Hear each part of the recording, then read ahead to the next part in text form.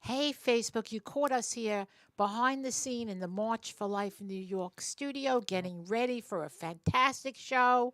And we want you to share the video. We know that we're never on Tuesday. Yeah, Tonight this is is a Tuesday. Tuesday night So special. invite people. It's going to be a great show. If you want to call in later on, this is going to be a show talking all about the corruption of Governor Como. So please call in if you have something you want to share and just get ready to share this and let everybody know. Let's let the truth get told all over the place about this corrupt governor. Amen.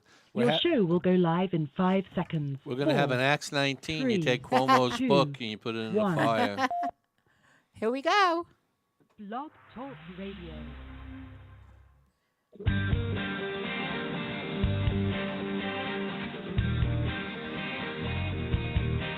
In the Gospel of John, Jesus said the thief does not come except to steal and to kill and to destroy. But I have come that they may have life, that they may have it more abundantly. The thief that steals, kills, and destroys lives came in under the guise of Roe v. Wade in 1973. Since then, approximately 61 million babies have been murdered. Statistics say that approximately 3,700 babies are aborted in the U.S. daily. And there are approximately 1.3 million children brutally losing their lives every year.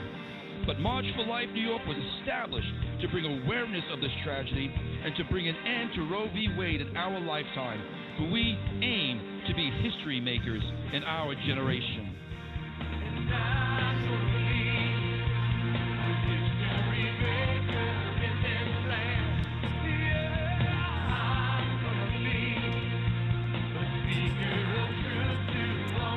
And now, here are your hosts, pro-life activists, Pastors Jim and Joni Lupus.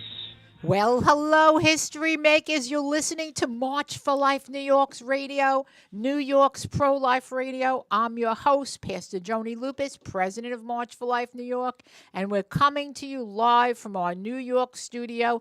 And this is a special day where it's Tuesday, it's not Monday, so please I'm really confused get now. this out. Let people know that we're on tonight. We have a very important announcement and show for you tonight.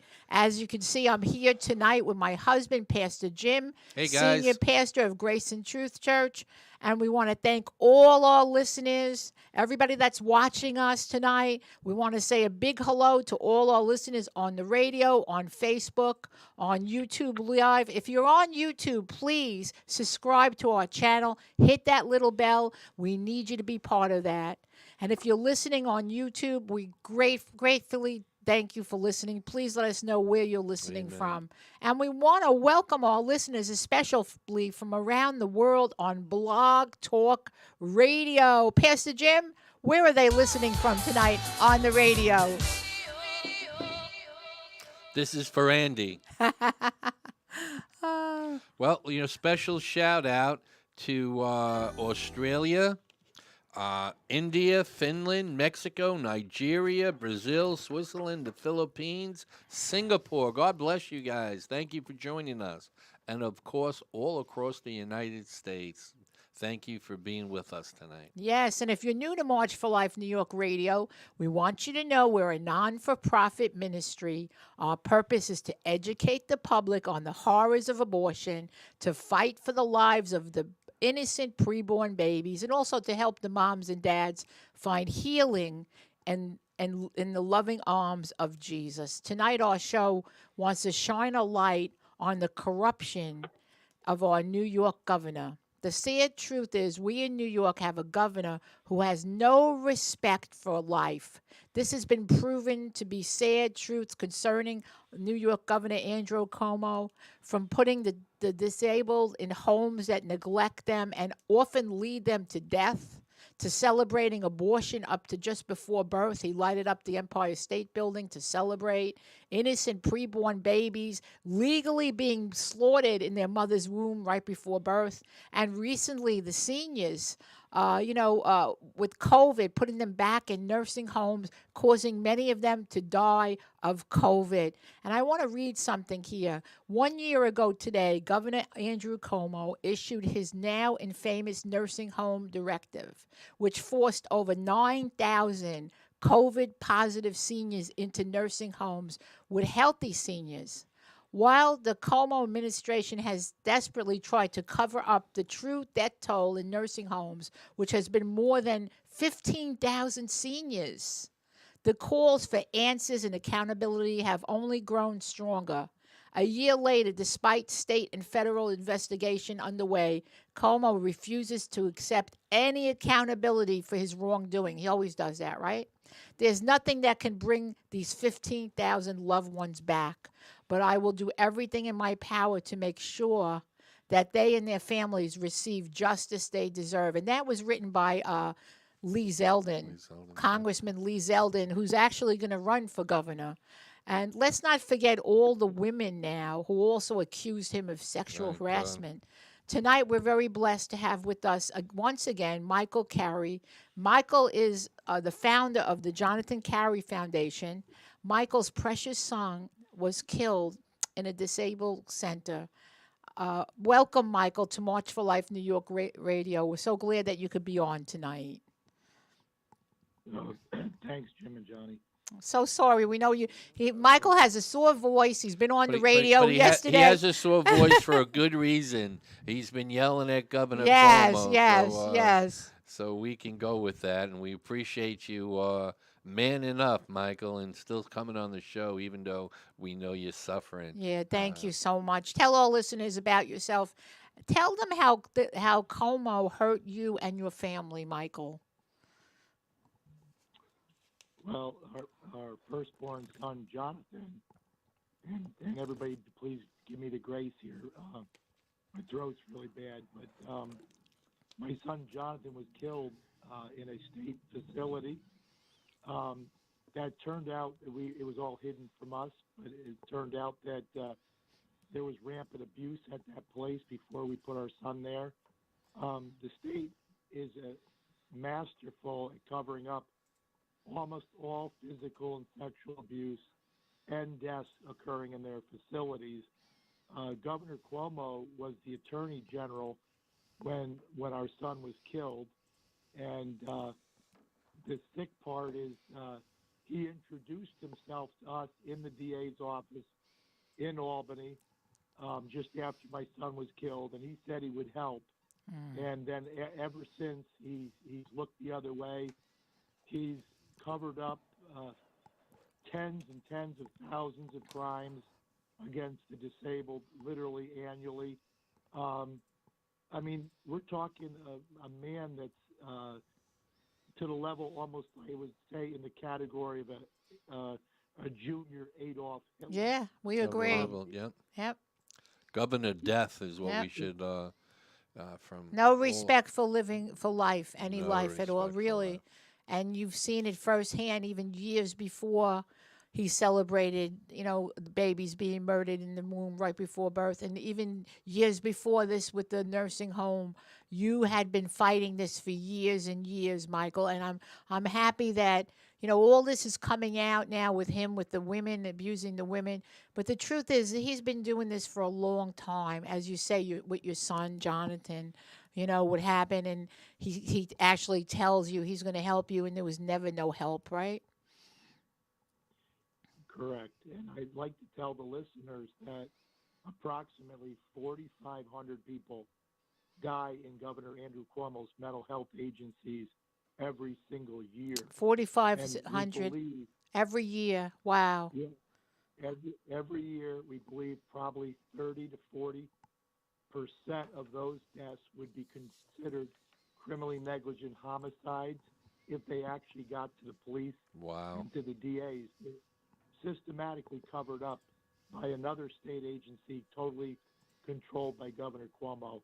Disgusting. And and I want to really let everybody know, within the last week, the top state court, the Court of Appeals, ruled that the governor's abuse hotline, which he set up to bypass all the county elected DAs, was ruled unconstitutional.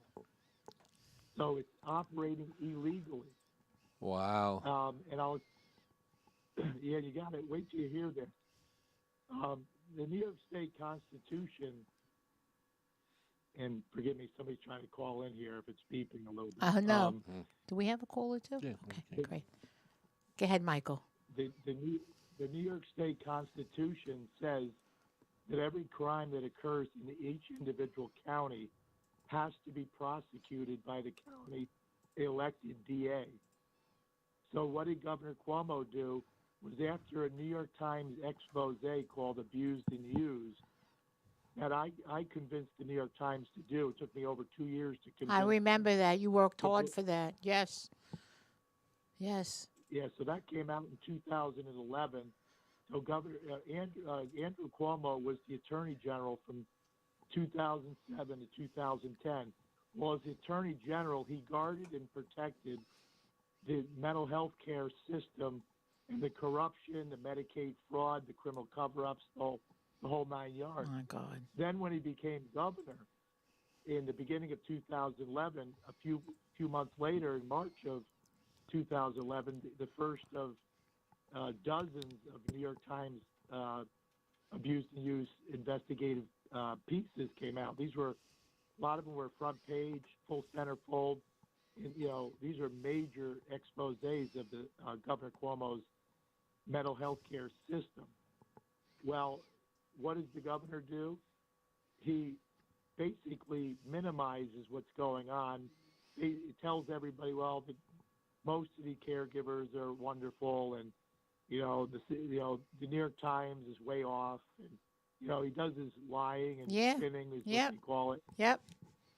So he initiates this thing to change the abuse agency. They're supposed to protect the disabled. He changes the name of it, and he moves it from Schenectady, New York, to Delmar, New York. Wow. And it's a total bait and switch, and he put it on steroids. So literally almost everything would never get to 911, the local police, the paramedics, the DAs, the medical examiners, the courts. The crimes against the disabled wouldn't even be looked at by the New York State laws. So we're talking levels of civil and human rights atrocities to the tune of, we're talking 8,000 calls go into this abuse hotline every month. Wow.